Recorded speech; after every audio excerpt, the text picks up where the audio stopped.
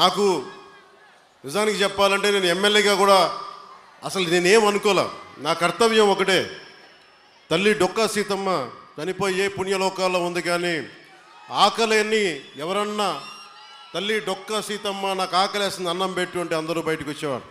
ఆవిడొచ్చి ఆకలున్న ప్రతి కడుపు నింపేది.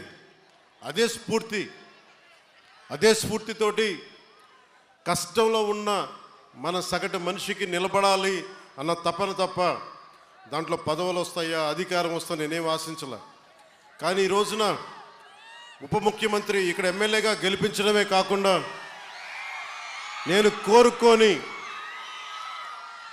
కోరుకొని ఉప ముఖ్యమంత్రి స్థానాన్ని కూడా మీరు మనస్ఫూర్తిగా వచ్చినందుకు దానికి ఆ విజయాన్ని మీకే అంకితం చేస్తున్నాను. ఎమ్మెల్యేగా గెలిపించారు. మీరు ఇచ్చిన స్ఫూర్తిని తీసుకొని పిఠాపురంలోనే పవన్ కళ్యాణ్ని గెలిపించాలి అంటే జనసేన ఉన్న ప్రతి చోట మనం తీసుకున్న తక్కువ సీట్లే 100% గెలవాలి అని ఒక్క పిలుపునిస్తే భారతదేశంలో ఎన్ని స్థానాలు గెలుచుకున్నది ఎంత న్యూస్ అయిందో లేదో తెలియదు, కానీ ఇన్ని దశాబ్దాలు 21 సీట్లు పోటీ, మన అసెంబ్లీ స్థానాలు, 2 పార్లమెంట్లు, 23 స్థానాలకి 23 స్థానాలు 100% స్ట్రైకింగ్ రేట్ 100% గెలుచుకోగలిగామంటే మీరు ఎంత బలంగా నిలబడ్డారో ఈ రోజున. దేశం మొత్తం ఒక చరిత్ర అయింది అది. భారతదేశపు రాజకీయ చరిత్రలో ఇలాంటి అద్భుతమైన విజయం ఎవరు చూడలా. అది ఇచ్చినందుకు జన సైనికులకి, ముందుగా వీర మహిళలకి,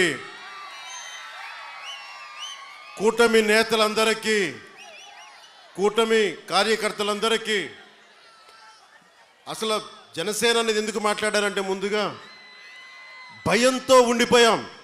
2019 నుంచి 2024 వరకు భయంతో ఉండిపోయింది నేల. 5 కోట్ల మంది ప్రజలు కొద్దిమంది చేతిలో భయపడతారా? ఐపీఎస్లు, ఐఏఎస్లు, అధికార యంత్రాంగం భయపడిపోయే పరిస్థితుల్లో నేను బయటకు వచ్చి నిలబడితే, అన్నా మీతో పాటు మేము ఉన్నామని మా తల్లులు, మా అక్క చెల్లెలు, మా ఆడపడుచులు, మా వీర మహిళలు రౌడీలకు ఎదురొచ్చారు. కేసులు పెట్టించుకున్నారు. అటెంప్ట్ మర్డర్ కేసులు కూడా పెట్టేశారు. ఇక జన సైనికులు మబ్బుల్లో పరిగెత్తే పిడుగులు లాంటి జన సైనికుల గురించి చెప్పక్కర్లా. మీరు ధైర్యం ఇస్తే, కొత్త తరమే ఇంత పోటీ చేస్తున్నప్పుడు అనుభవం ఉన్న మన తరం ఎంత పోటీ చేయాలని తెలుగుదేశం నాయకులు బయటకు వచ్చారు.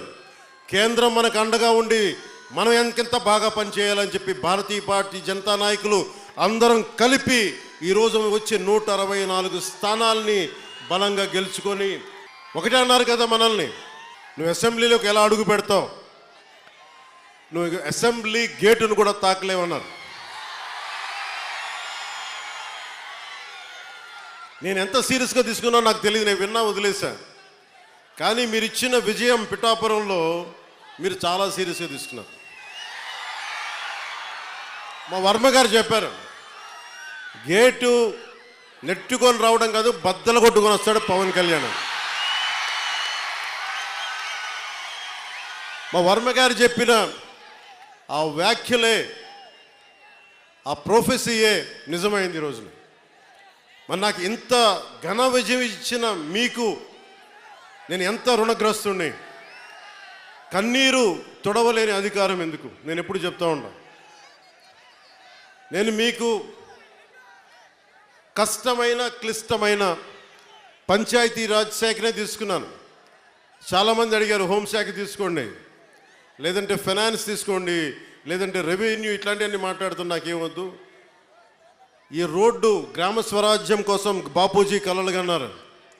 ఆ కళలు నెరవేర్చడం కోసం నేను పంచాయతీరాజ్ శాఖ తీసుకున్నాను.